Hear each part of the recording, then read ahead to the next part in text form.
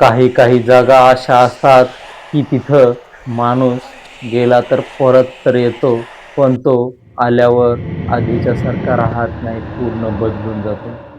अशीच एक भयकथा मी आज तुमच्यासोबत शेअर करणार आहे. ही कथा ऐकल्यावर तुम्हाला असं वाटेल की आपण एका वेगळ्या दुनियेत आलो. रात्री पाणी जरी प्यायला उठायचं म्हणलं तर तुम्हाला एक वेगळाच थ्रिल मिळेल आणि तुम्हाला डेअरिंग करून पाणी प्यायला उठावं लागेल. तुमच्यात जर हिंमत असेल, डेअरिंग असेल तरच ही कथा तुम्ही पूर्ण बघा.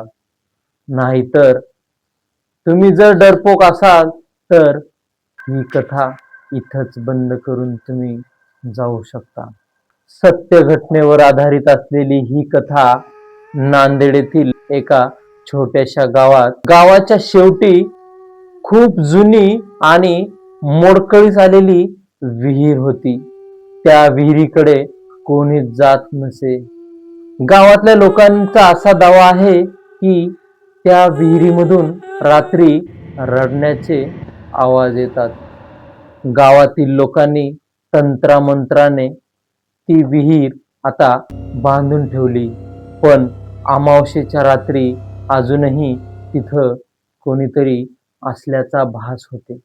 शहरातून गावाकडे आलेला रोहन खूप जिद्दी आणि त्याने त्या विहिरीत कोणाचा आवाज येतो, कोण रडायलेला आहे हे बघण्याचा हट्ट केला. तो हट्टी होता कारण त्याचं म्हणणं असं होतं की ह्या गोष्टी काही नसतात. रोहन अशा गोष्टींना मानत नव्हता. तो तिथं जाण्याची जिद्द करत होता, पण त्याच्या मित्राने त्याला सांगितलं होतं की रात्रीला तिथं एक बाई रडण्याचा आवाज येते आणि अमावस्येच्या दिवशी तर ती बाई पांढऱ्या साडीमध्ये तिथं दिसते. रोहननी त्याचं ऐकलं आणि म्हणाला, मी अशा गोष्टींना मानत नाही. आणि रात्री 12:12 तो मोबाईल, टॉर्च आणि एक कॅमेरा घेऊन निघाला. तो विहिरीच्या जवळ गेला आणि त्याच्या कानावर आवाज आला, मला वाचव. आवाज एवढा क्लिअर आणि एवढा स्पष्ट होता की त्याने त्या आवाजाच्या दिशेने टॉर्च मारल्याबरोबर टॉर्चचा उजेड डायरेक्ट विहिरीत पडला आणि त्याने समोर बघितलं तर एक पांढऱ्या रंगाची साडी घातलेली एक बाई, तिचे केस सगळे तिच्या तोंडावर असे येऊन पडलेले.